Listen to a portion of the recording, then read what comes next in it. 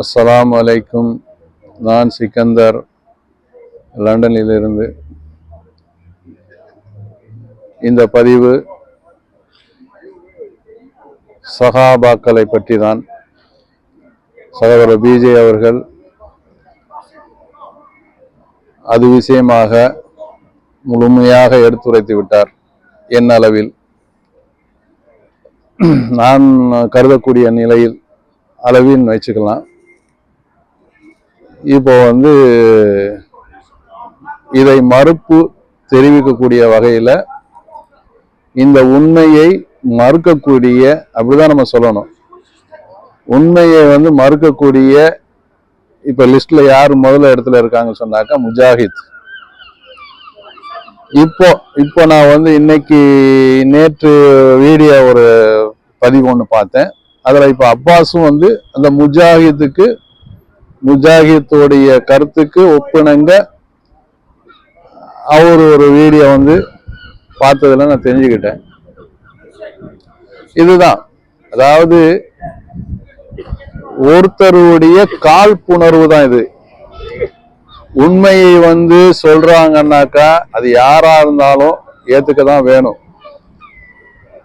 வரலாற்று நிகழ்வுகளை தொகுத்து வழங்கிய, ஆய்வு செய்யக்கூடிய, ஆய்வு செய்து அது பல வகையில இது முன்னோடியா இருந்தவங்க இமாம் புகாரி இமாம் தான். எல்லா ஹதீஸுகளையும் பிஜே அவர்கள் மூலியமா நான் தெரிஞ்சுக்கிட்டேன். அவர் எடுத்து வரைச்ச இதுல எப்படின்னு சொன்னாக்கா, அதான் எல்லா ஹதீஸ்லயும் சாபி இமாம், அனபி இமாம் இவங்கெல்லாம் அந்த சட்டத்தை நிறைவேற்றின மாதிரி ஆகிட்டாங்க. ஆனா புகாரி இமாம் அப்படி இல்லை. அதை உண்மையே சொல்லி இருக்கிறார், அவ்வளவுதான். இவங்க இந்த இது அனபி இமாமு, சாபி இமாமு எல்லாத்தையோடையும் அவங்க இதுல நிறைய ஹதீஸ்ல சில தவறுகள் இருக்கத்தான் செய்யுது. தொழுகை விஷயலையும் சரி, ஒரு சரியான ஒரு கருத்து இல்லை. ஆனா அவங்க சட்டமா எழுதி வச்சிருக்கிற மாதிரி எழுதி வச்சுட்டாங்க. புகாரி இமாம் அப்படி கிடையாது. எல்லாத்தையும் சொல்லி அதை மக்கள்கிட்ட விட்டுட்டாங்க, எது உண்மை எது பொய்ங்கிறத. அந்த வகையில தான் இப்ப இந்த சஹாபாக்களுடைய விஷயத்த புகாரி இமாம் ரொம்ப தெளிவா அவங்க ஹதீஸ்ல எழுதி வச்சுக்கிறாங்க. அது மூலியமாக இப்போ உள்ள மார்க் அறிஞர், இன்றைய லெவலில் இந்த ஜென்ரேஷனுக்கு முன்னோடியாக திகழக்கூடிய சகோதரர் பிஜே அவர்கள், அவர் தெளிவா எல்லா ஹதீஸையும் எடுத்து பார்த்துட்டு இதுல முன்னோடியா இருக்குன்னு சொல்லிட்டாங்க. அது வகையில பார்த்தாக்கா அது உண்மைதான். ஏன்னா அவர் குறிப்பு தானே எடுத்து கொடுத்தாரு. அதை நம்ம ஆராயக்கூடியது நம்ம வேலை. நம்ம எதுவும் ஒருத்தர் சொன்னாரு அதை வச்சு நம்ம சொல்ல போறது கிடையாது. எது உண்மை நிலைமையை நம்மளும் ஆராயணும், தெரிஞ்சுக்கணும். அவர் சொல்லிட்டாரு, இவர் சொல்லிட்டாரு நம்ம எடுத்துட்டு போறது இல்லை. ஆனா அவ்வளவு தெளிவா சொல்லியிருக்காங்க. இப்போ இதை மறுப்பு தெரிவிக்கக்கூடிய வகையில இப்ப நம்பர் 1 இருக்கிற இடத்துல மறுப்பு தெரிவிக்கக்கூடிய இடத்துல இருக்கிற யாருன்னு சொன்னாக்கா முஜாஹிது தான். இப்ப அவருக்கு சப்போர்ட்டிவா இன்னொரு ஆள் இப்ப வந்திருக்காரு, களமிறங்கி இருக்காரு. அது யாருன்னு சொன்னாக்கா அப்பாஸ் அலி.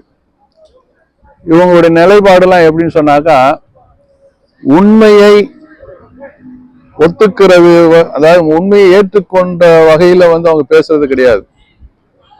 அவர் என்ன சொல்றது, நம்ம என்ன கேட்கறது, இது இந்த பொய்யான ஹதீஸ்ல ஜாயின் பண்ணி விடுறது. அவரு அவ்வளவு ஆராய்ஞ்சு எல்லாம் அவ்வளவு நாளா இந்த அவர் வாழ்க்கையே, நான் எனக்கு தெரிஞ்சு பிஜே அவர்கள் அவ்வளவு முழுமையா அதுல பாடுபட்டு இருக்கிறார். அவ்வளவு ஆராய்ஞ்சு இஸ்லாத்தை பத்தி சொல்லி எடுத்து உரைத்து ரொம்ப ரொம்ப கஷ்டப்பட்டு இருக்கிறாங்க. இந்த வயசான காலத்துல கூட உடல்நிலை பொருட்படுத்தாம கூட அதை தெளிவா அதை அதுக்குன்னே முக்கியத்துவம் கொடுத்து மக்கள் பயன்படட்டும், நம்ம சொல்றத சொல்லுவோம் அப்படின்னு தான் சொல்லிட்டு இருக்கிறாங்க. அது பெரிய விஷயம்தான். அது அல்லாஹ் அவர்களுக்கு அறிவுறுவானுங்க. இப்ப நம்ம என்ன சொல்றதுனாக்கா, இந்த முஜாஹித் தான் இன்னும் மறுப்பு தெரிவிச்சுக்கிட்டு, இப்போ ஒரு வீடியோலாம் பார்த்ததுல, பதிவுல பார்த்ததுல, ரசூலுல்லாஹ் காலத்துல வாழ்ந்தவங்க சகாபாக்கள் சகாபி எச்சங்கள் சொச்சங்கள்ன்றாரு. அது என்ன மீனிங்னே தெரியல. எச்சங்கள் சொச்சங்கள்னா இப்ப நீ வந்து பெரிய இதுவா, ஒரு பெரிய ஸ்தானத்துல இருக்கிறியா? சகாபாக்களை பத்தி நீ எச்சங்கள் சொச்சங்கள் சொல்ற, அது உன் டங்கு சிலிப்பாய் சொல்றியா இல்ல தெரிஞ்சுக்கிட்டு தான் சொல்றியான்னு தெரியல. அது சொன்னீங்கன்னாக்கா திருப்பி நீ ஒரு மறுப்பு ஒரு வீடியோ வந்து போட்டுக்கணும். எச்சங்கள் சொச்சங்கள் அது எதுக்கு சொல்றேன்னே தெரியல. இந்த மாதிரிதான் மறுப்பு தெரிவிக்கிறங்க வகையில வந்து எதையாவது ஒன்று ஒளரி கொட்டிட்டு போகணும்னு தான் நினைக்கிறீங்க. இப்போ வந்து அப்பாஸ் அலிங்கிறவர் ஒரு பேச்சாளர். அவர் எப்படி வந்தாருங்கிறது வந்து தௌஹீத்வாதிகளுக்கு நல்லா தெரியும். அவர் வந்து இந்த பிஜேபியுடைய லேபிளை வச்சுதான் வந்து உள்ள வந்தாரு. காசுக்காக என்ன வேணாலும் பண்ணுவாரு. காசுக்காக மார்க்கத்தை விற்கக்கூடிய ஆளு அப்படிதான் நம்ம சொல்லணும். நம்ம ஏன்னா அந்த இதுல வந்து அந்த ஜமாத்துல நம்ம இருந்து அவங்களாம் தெரிஞ்சுக்கிட்டதுதான் அது. அதாவது என்ன சொல்றது, மார்க்கத்தை வந்து வித்து பொழைக்கக்கூடிய ஆள் தான் சொல்லணும். ஷார்ட்டா சொல்ல போனா இவங்க எல்லாம் ஒரு இது சொல்லி சொல்றாங்கன்னு சொல்லிட்டு தயவுசெய்து நம்ம தௌஹி சகோதரர்கள் யாரும் வந்து அதை வீடியோ போட வேணாம், பதிவு போட வேணான்னு தான் நான் என்னுடைய கருத்து. 1000 பேர் கத்திக்கிட்டு போகட்டும்.